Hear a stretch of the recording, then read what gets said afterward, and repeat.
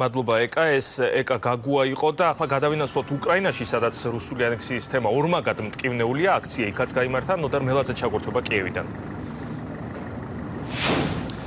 ქართველი და უკრაინელი პოლიტიკოსები, სამოქალაქო სექტორის წარმომადგენლები, სასულიერო პირები და ჯარისკაცები რიგით მოქალაქეებთან ერთად ყველა ერთად დღეს კიევის ერთ-ერთ ცენტრალურ მოედანზე ერთი კონკრეტული მიზნისათვის გაერთიანდა, რომ ეთქვათ არა რუსული ანექსიისათვის და სტოპ რაშა ვლადიმერ პუტინისათვის.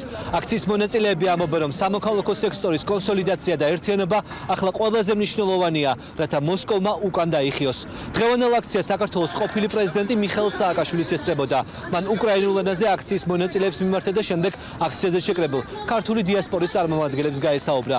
მიხეილ სააკაშვილის განცხადებით, დღეს თბილისში და მთელს მსოფლიოში გამართულ აქციებზე მოსული ხალხის რაოდენობა ეს უნდა გახდეს გზავნილი ხელისუფლებისათვის, რომ გადასახედია მათი პოლიტიკა, რომელსაც მთავარ აგრესორთან დღეს ისინი ატარებენ.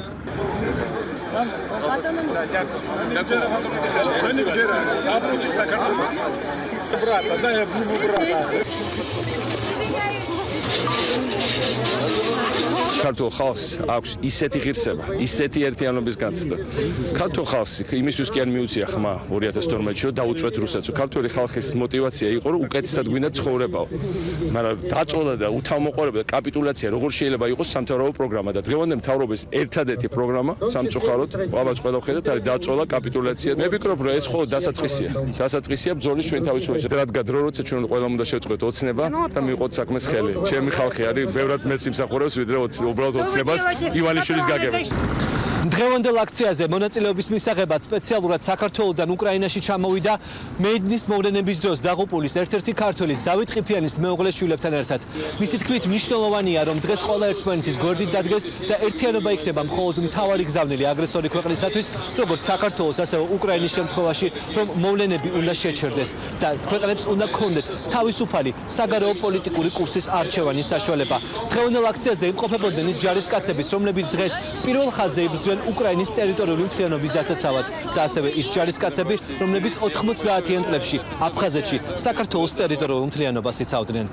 ჩემი მეუღლე იბრძოდა თავისუფლებისთვის და ჩემთვის ყველა გმირია, ვინც თავისუფლებისთვის იბრძვის და რა თქმა უნდა, გვინდა ყველას უკეთესი მომავალი, უკეთესი ცხოვრება და ძალიან მნიშვნელოვანია ვფიქრობ აქ ჩამოსვლა და ხალხის გვერდით ყოფნა. 1993 წელს სოხუმში რუსეთის აგრესიის წინააღმდეგ ვიბრძოდით, გეხმარებოდით კოდორის ხეობაშიც. გვესმის, რომ ახლა უკრაინა გადის იმავე გზას, ამას მოწმობს ყირიმი და დონბასი.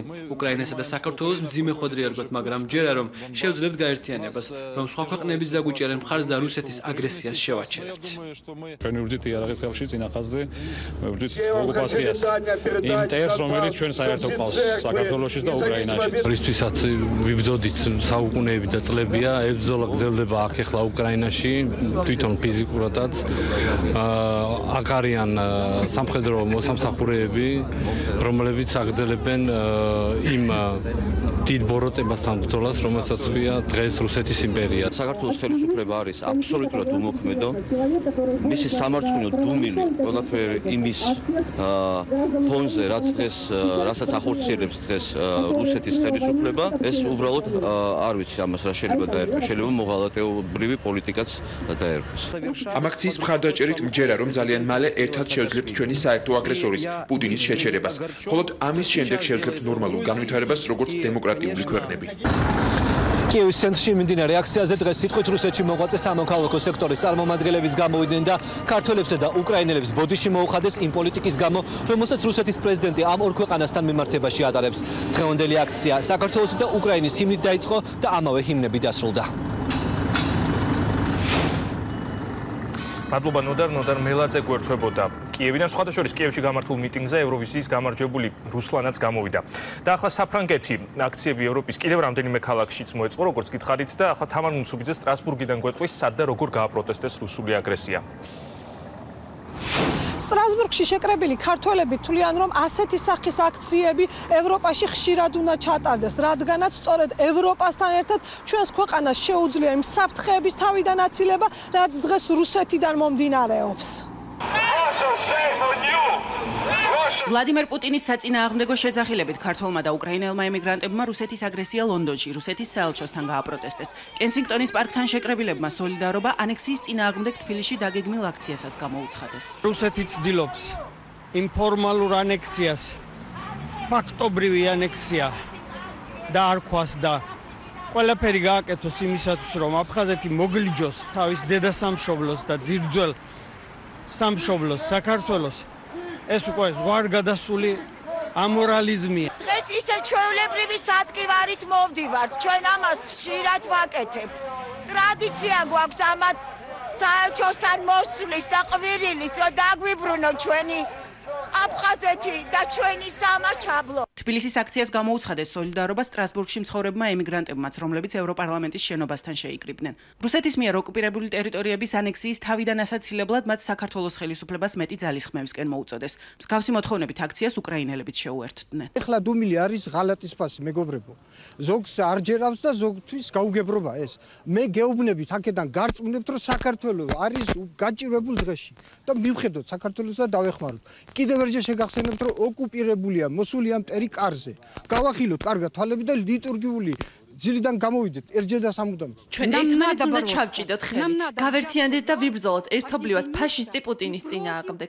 ის მხეცზე უარესია. ჩვენ არ უნდა გავჩუმდეთ არც ქართველები და არც უკრაინელები და არც ის რუსები, ვინც პუტინის წინააღმდეგია. ერთად უნდა დავდგეთ ამ ბრძოლაში. რუსეთის მიერ საქართველოსა და უკრაინის წინააღმდეგ განხორციელებული სამხედრო აგრესია საგანგებო კომუნიკეტი დაგმო საფრანგეთში მცხოვრებ ქართველთასათვის ტომომ.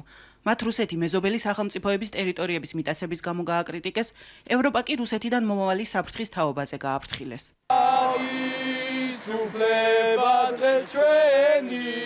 საქართველოსა და უკრაინის ეროვნული ჰიმნების ფონზე რუსეთის აგრესია ვარშავაშიც გააპროტესტეს. ქართული და უკრაინული სათვისტომოს წარმომადგენლები რუსეთის საელჩოსთან მსვლელობით მივიდნენ და აქცია გამართეს.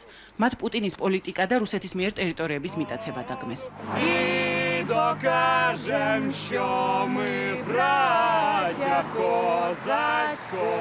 ანექსიის წინააღმდეგ თბილისის გარდა დღეს კიდევ ევროპისა და ამერიკის 10 ქალაქში გამოვიდნენ. აქციები ბერლინში, მიუნხენში, ნიუ-იორკში, ათენში, ვარშავასა და მილანში გაიმართა. ქართული სათვისტომოების წარმომადგენლები რუსეთის აგრესიის გასაპროტესტებლად პერმანენტულ საპროტესტო აქციებს გეგმავენ. აქციის ორგანიზატორებს კიდევ ერთი გეგმა აქვთ, მათ სურთ ახლო მომავალში ჩაატარონ უფრო მასშტაბური აქცია, რომელშიც მონაწილეობას უკვე ევროპის სხვადასხვა ქვეყნებში მცხოვრები ქართველებიც მიიღებენ. ეს იყო თამარ ნუცუბიძე სტრასბურგიდან. წითელი ლაქები ერთიანი ნაციონალური მოძრაობის ოფისის წარწერაზე რუსთაველის გამზირზე აქციის მიმდინარეობისას, როდესაც პარტიის წარმომადგენლები შენობაში არ იმყოფებოდნენ, დაუდგენელმა პირებმა ოფისის წინ მდებარე ბანერს წითელი საღებავი შეასხეს.